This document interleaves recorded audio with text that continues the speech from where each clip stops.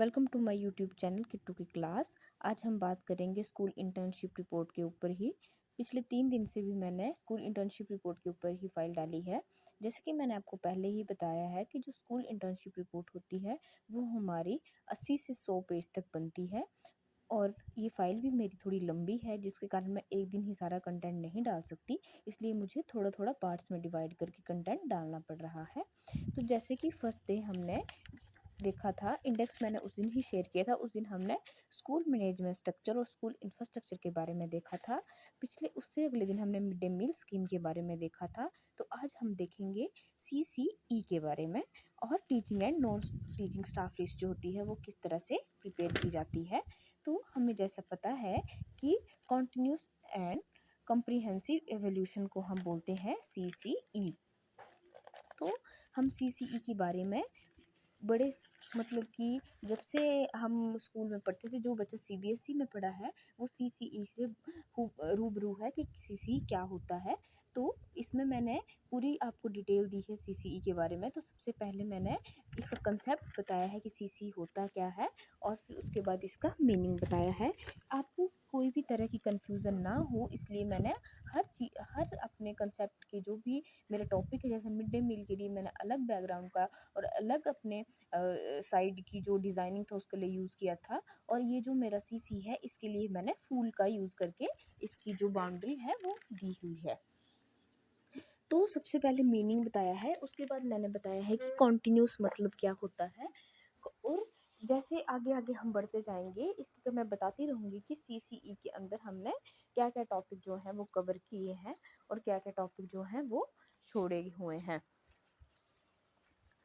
तो CCE के अगला जब हम पेज पे जाएंगे तो वहाँ पे रहेगा कॉम्प्रिहेंसिव की डेफिनेशन, कॉम्प्रिहेंसिव क्या होता है और इसके अलग अलग एम्स क्या हैं। तो आप ये जो डाटा है ये मेरा रिलायबल डाटा है, आप इसको भी लिख सकते हैं या फिर आप नेट से सर्च करके भी खुद लिख सकते हैं।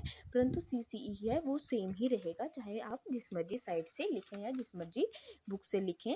पर कुछ स्कूलों में जो CCE पैटर्न है वो फॉलो किया जाता है, पर कई स्कूल जो हैं इन्होंने हटा दिया है कि ये CCE जो है इंटर्नशिप फाइल में हम इंक्लूड नहीं करेंगे। तो आप अपने कॉलेज का पैटर्न देख ले कि वहाँ पे जो इंटर्नशिप फाइल रिपोर्ट तैयार की जाती है या फिर इंटर्नशिप फाइल तैयार की जाती है, वहाँ पे CCE इंक्लूड करते हैं या नहीं करते हैं। हमारे कॉलेज में जब हमने फाइल बनाई थी तो हमें बोला गया था कि आपको इंक्लूड करना है। उसके बाद जो है इसके मैंने बताया है ऑब्जेक्टिव और फीचर्स, उसके स्टैंडर्डाइज टूल क्या है, नॉन स्टैंडर्डाइज टूल्स क्या है, इसके बारे में भी पूरी डिटेल दी है। मतलब कि इधर आपको पूरी जानकारी मिल जाएगी, कोई भी एस्पेक्ट जो है वो छूटा नहीं है। जो जब आपको ऐसा बोल बोल दिया जाएगा कि आप इंक्लूड करेंगे CC को, तो आप वो सब कुछ लिख सकते हैं, इसमें कोई टेंशन लेने की बात नहीं है। और इससे ऑब्जेक्टिव और फीचर्स लिखे गए हैं। तो ऑब्जेक्टिव तो आपको पता है CC की क्या ऑब्जेक्टिव थे, क्या फीचर थे, वैसे ही लिखना है। ये अप्रोक्स जो मेरी फाइल है वो 62 या 65 पेजेस की बनी है, पूरे जो हमारे हेडिंग के पेज होते हैं उनको मिलाकर।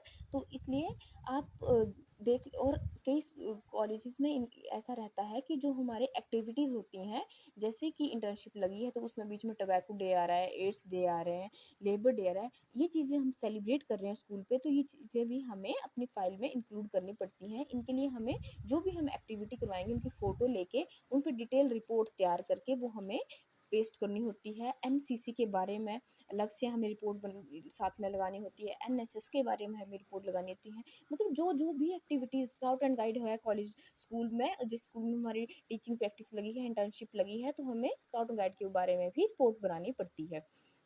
इसके बाद था एस्पेक्ट ऑफ CCE। तो दो एस्पेक्ट हैं, फिर उसके भी फर्दर डिवीज़न है, तो वो भी यहाँ पे बताया गया है। इसमें पूरी डिटेल में बताने की ज़रूरत ही नहीं है, क्योंकि आपको लिखना ही है, कॉपी पेस्ट का ही काम है, ज़्यादा समझने की ज़रूरत तो इसमें है नहीं।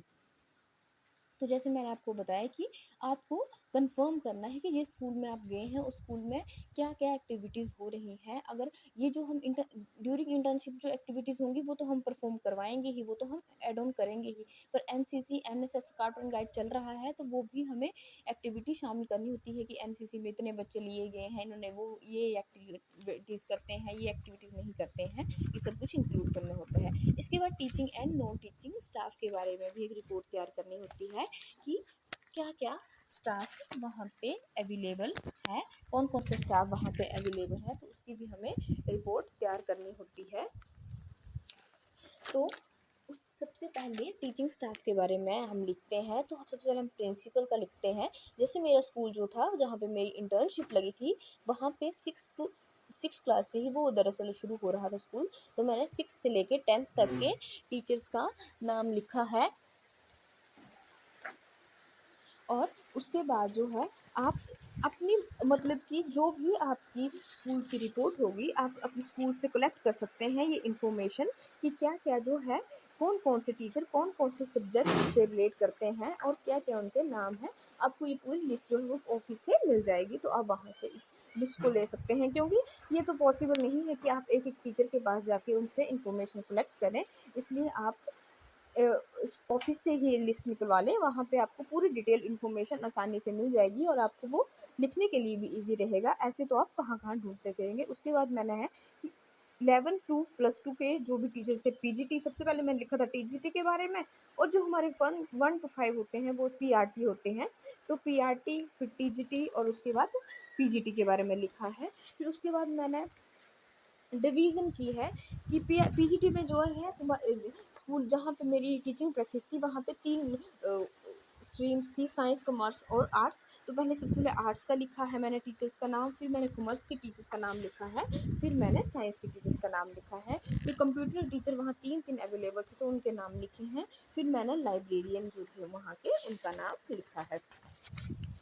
तो ऐसे आप आसानी से एक लिस्ट तैयार कर सकते हैं। इसमें अगर हो सके तो आप साथ में फ़ोटो उनकी पेस्ट कर सकते हैं, पर ऐसा पॉसिबल तो है नहीं कि हम हर किसी की पासपोर्ट साइज़ फ़ोटो माँगते फिरें। और मतलब कि ये टीचर्स के लिए भी पॉसिबल नहीं होगा कि वो 20 स्टूडेंट आप टीचिंग प्रैक्टिस के लिए गए, तो वो किस-किस को फ़ोटो देंगे?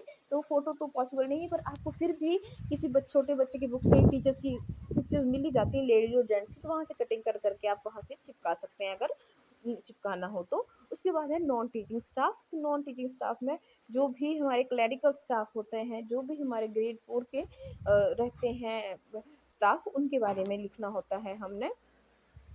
तो यहाँ पे ये भी मैंने लिस्ट पूरी बनाई हुई है। और लिस्ट के बाद बस इतना ही था। और थैंक्स फॉर वॉचिंग। इसी तरह मेरे चैनल के साथ बने रहिए और मेरी वीडियोस के ज़्यादा से ज़्यादा सब्सक्राइब करें चैनल को, वीडियो को ज़्यादा से ज़्यादा लाइक करें और शेयर करें अपने दोस्तों के साथ भी। और अगर आपको अपने कंसर्निंग सब्जेक्ट से रिलेटेड कोई भी वीडियो चाहिए, तो आप मुझे कमेंट करके बता सकते हैं, या फिर आप मुझे मेल कर सकते हैं। और मेल करने के लिए जो मेरा मेल एड्रेस है वो डिस्क्रिप्शन बॉक्स पे मिल जाएगा। तो मेरे चैनल के साथ बने रहिए और रोज़ नई-नई वीडियोस देखते रहिए।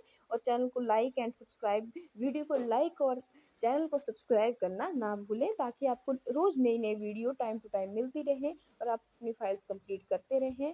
Thanks for watching. इसी तरह मेरे चैनल के साथ जुड़े रहिए। Thank you.